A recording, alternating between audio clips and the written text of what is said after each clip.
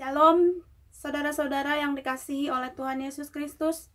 Firman Tuhan pada hari ini saya akan ambil yang tertulis di dalam Injil Lukas pasal 24 ayat 13 sampai 35. Tetapi saya akan baca ayat-ayat yang pentingnya saja supaya tidak terlalu panjang. Nanti saudara-saudara boleh baca di rumah masing-masing. Yesus menampakkan diri dalam jalan Emmaus. Demikianlah firman Tuhan. Pada hari itu juga dua orang dari murid-murid Yesus pergi ke sebuah kampung yang bernama Emmaus, yang terletak kira-kira 7 mil jauhnya dari Yerusalem. Dan mereka bercakap-cakap tentang segala sesuatu yang telah terjadi. Ketika mereka sedang bercakap-cakap dan bertukar pikiran, datanglah Yesus sendiri mendekati mereka, lalu berjalan bersama-sama dengan mereka. Tetapi ada sesuatu yang menghalangi mata mereka sehingga tidak dapat mengenal Dia. Ayat yang ke-30. Waktu Ia duduk makan dengan mereka, Ia mengambil roti, mengucap berkat, lalu memecah-mecahkannya dan memberikannya kepada mereka. Ketika itu terbukalah mata mereka dan mereka pun mengenal Dia. Tetapi Ia lenyap dari tengah-tengah mereka. Lalu bangunlah mereka dan terus kembali ke Yerusalem.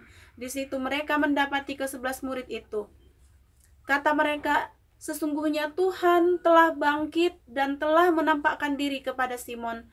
Lalu kedua orang itu pun menceritakan apa yang terjadi di tengah jalan dan bagaimana mereka mengenal Dia pada waktu Ia memecah-mecahkan roti.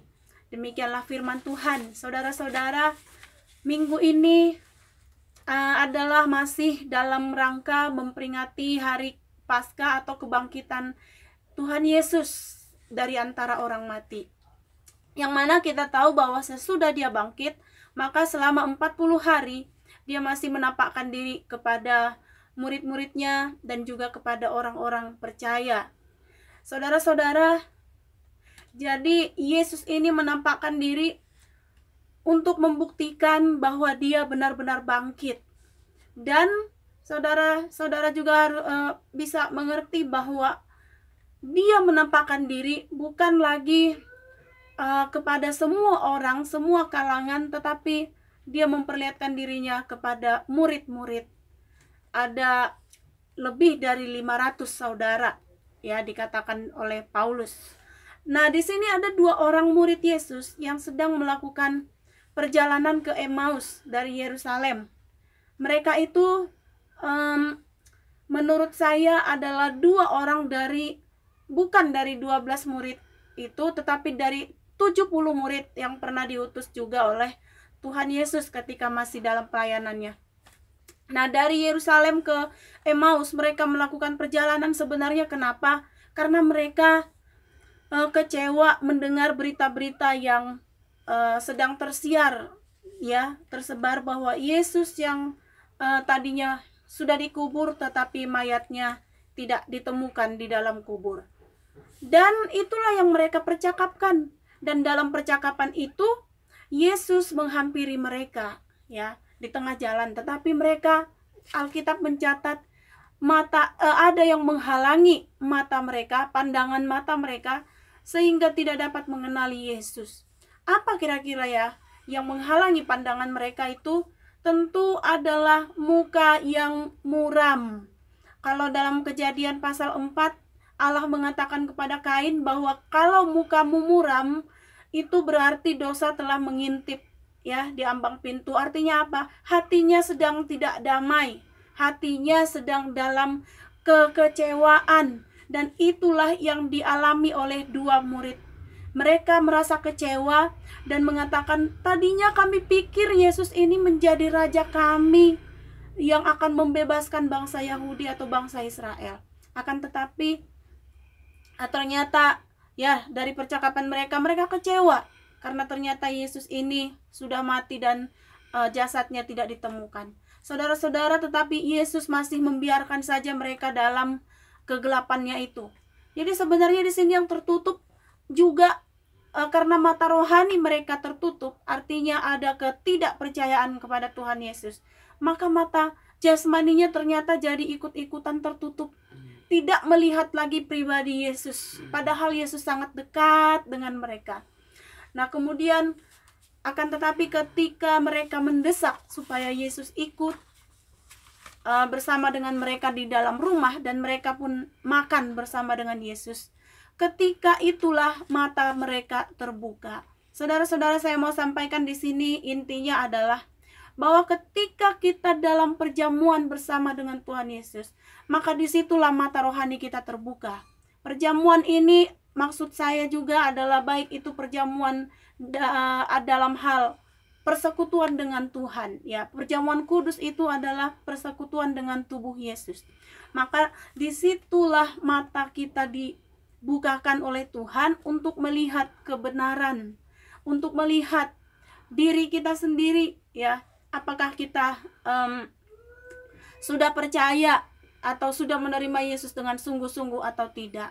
Dan setelah itulah mereka kemudian akhirnya bersuka cita ketika mereka merasa, wah, ternyata ini Tuhan Yesus yang sedari tadi di tengah jalan bersama dengan kita. Bayangkan saudara-saudara, jarak Yerusalem ke Emmaus itu sekitar 7 mil, lumayan jauh. Itu sekitar 10 km ya. Jadi 1 mil itu sekitar 1,5 kilometer. Tetapi mereka merasa nggak terasa ya, di jalan itu ternyata sudah tiba di tempat. Itu kenapa? Karena ternyata bersama dengan Yesus itu ada kenikmatan yang luar biasa.